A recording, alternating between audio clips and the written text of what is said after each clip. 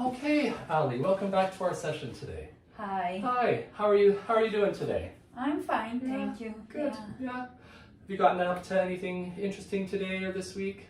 Well, yeah, I want to talk specifically about a situation that I had with a friend. Okay, that sounds great. So I'm just going to put a pin in that for a sec. We'll put that on our agenda. Before that, let's just do a bit of a check-in. Would you say that your mood today, I know we're working on some depression and anxiety, some lower mood.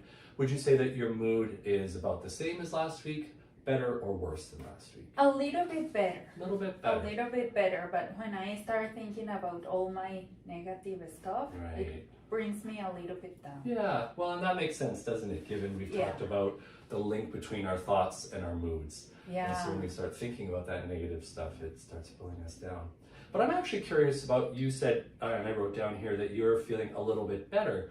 What do you think is happening in your life that's bringing you to feel a little bit better?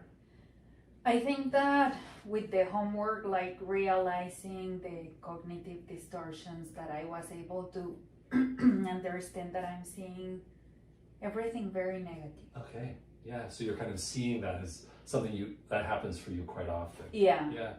And what does that mean for you, or how are you then, why does that make you feel better? Well, you talked last session about seeing everything through the dark lenses, right? Yeah. and remove those lenses. So I have been trying to remove and say, okay, probably I'm being very negative, and try to switch it slowly. Oh, good. That's fantastic. So interesting that we were talking about this link between our thoughts and our moods, and that you really have felt when we're thinking about the negative stuff, obviously our mood goes down, and you've been working at trying to look at more positive things, and your mood is going up. So that's really interesting and great. Okay. And thanks for bringing up the homework. Last week, you and I decided that you were going to kind of pay attention to your cognitive distortions and kind of track them. What did you learn? I learned that, as I said, I'm seeing everything very negative, but I play a lot with I should. I should, okay. Yeah. Do you know my bad therapy joke for shoulds? No. You want to be careful not to should all over yourself. Right? So, okay, wonderful that you're noticing, not wonderful that you're doing this, but good that you're noticing you're doing a lot of shoulds. How do you think noticing that plays into your mood? I think that it puts a lot of pressure, because then you should be perfect. Right. You should not be depressed. You should not feel anxious. But still you are depressed or you are anxious. Right, yeah. So I like the way you talked about that as those pressure words, right? The shoulds, the oughts, the musts. Yeah. When we find ourselves doing that a lot, as I talked about last time, that's a real opportunity for you to breathe and take a step back from that negative thinking and think, is there something that I can think that's more positive or helpful for me in this way? Yeah, that's great. Okay, good. Well, you'd already said that you wanted to talk about a specific item, so we've done our little check-in here and getting a sense of how the week was. Let's move to agenda setting. Okay. What is it that you'd like to talk about today? Well, I have this friend that he always check on me. Okay. And I notice like I push him away. Okay. Yeah. All right. So that's what you'd like to explore a little bit today. Yeah, because I push him away. Yeah. Okay. All right. Okay. And maybe just even before we jump into that agenda item, when you notice that you push him away, what happens with your emotions or happens in your body?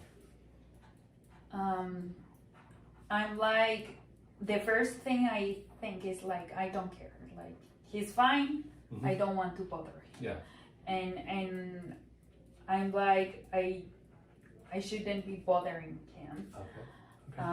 So there's the should. There it is already. Yeah. Okay. And sometimes I feel a little bit down when I'm thinking this way. Okay, great. All right.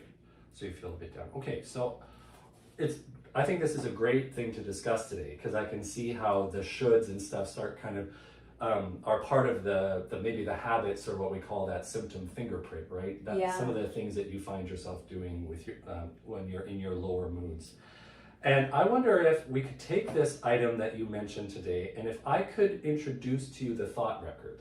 So it's kind of a next step. We've talked about cognitive distortions. We've talked about the links between our thoughts and our moods and our behaviors.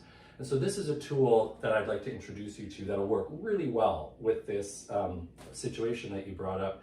That'll be a way that we can explore the situation and the thoughts and really analyze it, and then hopefully, ideally, come up with a more balanced thought at the end. Does that sound like a good kind of a little bit of my agenda, a little bit of your agenda today? That sounds good. Great. So we'll do the thought record. Okay. And generally, Ali, that does take up, when I show clients this, it takes up the bulk of the session. Is it okay that this is sort of our one thing today, or is there anything else that you really wanted to make sure we get to? No, I think that will That'll be okay. Yeah, all right, because I really want to focus on that. Okay, excellent, good. So great, so that's our agenda then for today. Why don't we move into that?